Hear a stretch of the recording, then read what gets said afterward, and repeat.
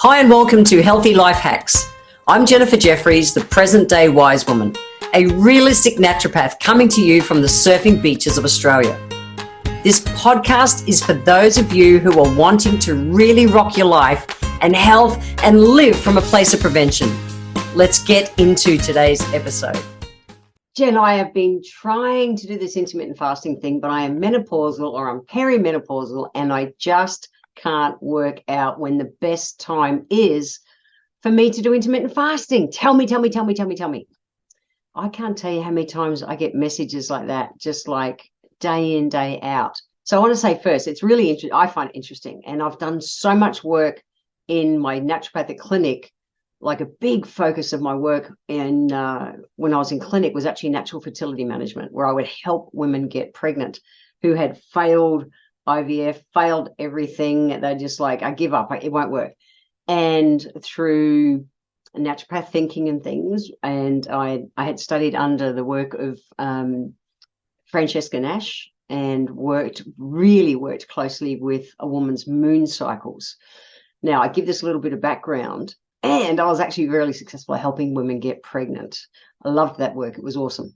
I don't do it anymore, so don't go and message me and say, Jen, hey, do that for me. I don't. I'm retired from clinic, so I don't do that work anymore. However, perimenopausal and menopausal women who, imagine your period is really all over the shop, like it's intermittent, it's starting getting towards that menopause time, or like me, I'm 62, my period left when I was 49. How do I know what are the best times for me to really maximize the benefits of intermittent fasting? Well, this is it. I want to give it to you really, really, really simple, and it's about working with the moon. So let's get into it. No coincidence, the moon has a cycle of 28 days just like us. So with women, our menstrual cycle is 28 days and the moon happens to do it. And so if I was in clinic and helping women get pregnant, literally there's kind of 2 times a month we can have, with herbs, we would move a woman's period, and we would have the time during her moon cycle and her biological cycle that they'd have an opportunity to get pregnant. Or if they wanted to do conscious contraception, you can go and get Francesca Nash's books. Go and search her. She does amazing work with women. You could do conscious contraception, which is where we would actually bring the two together. We'd bring the moon cycle and the biological cycle together. So there was only that small window where they could get pregnant, and then they could, work out what they wanted to do. So just that for background. So with this 28-day cycle that we have, so think about our bodies. My body, I lost my period, 13 years ago. I have no idea where it is. No, it didn't leave me. Yes, it did leave me, and it was meant to. I ran out of eggs, it left. However, I really enjoy supported intermittent fasting. It's actually a naturopathic philosophy. It's one of the things that we do. We recommend a rest day a week, a cleanse day a week, where we let the body's detoxifying body systems do their normal regenerative kind of function so that they can do their thing properly. Okay, so it's all naturopath thinking. So I love it. However, I also want to be able to get the best benefits. So this is the bottom line, easy way to work out when you want to cleanse, intermittent fast, if you're perimenopausal or menopausal and your period's either nearly gone or gone. So simple. The first thing to think of is that from me as a naturopath thinking is intermittent fasting isn't the 16 and 8 and all those kind of things. Traditionally, we say I'd have dinner tonight.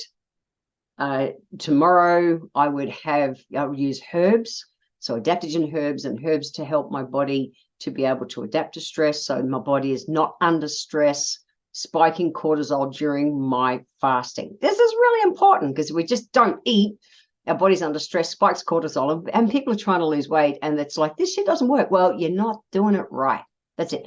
So we would fast for that whole day, and then the next morning we would start eating again. So it's like about a 32-hour fast, and that's naturopathically, that's the way we prescribe it.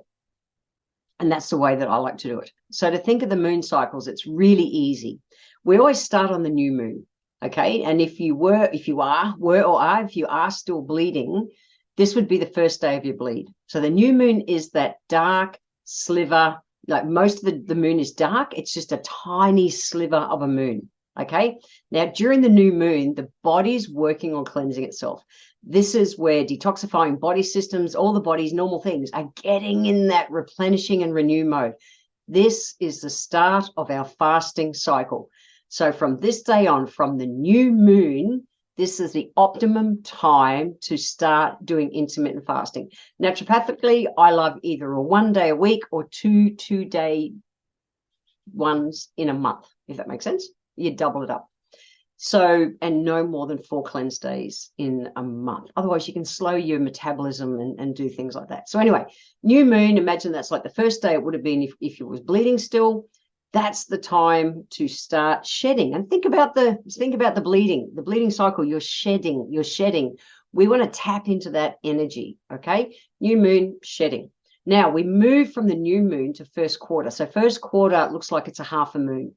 Okay, and this is called the waning. We're in that waning phase, and the waning phase is the best time to lose weight. And your body is naturally working to move excessive kind of substances you've been consuming and accumulating over time, and particularly in the last couple of weeks. So anywhere from that new moon and through that first quarter is a power time to be intermittent fasting. Now we move from the first quarter to the full moon. The full moon is the big, bright, powerful, and if we relate it to our menstrual cycle, that's when it would have been the time that we were ovulating. The party girl progesterone's high. We're out there. We are partying. All good to go. So we're ovulating. The full moon is in the elimination phase still, okay? And it's a key time still to be able to be doing your intermittent fasting. From the full moon, we move to the third quarter, and the third quarter is called the waxing phase, and we stop fasting. And visually to see what the moon looks like, okay, imagine we're heading towards a new moon again. It's a week out from the new moon, and it's a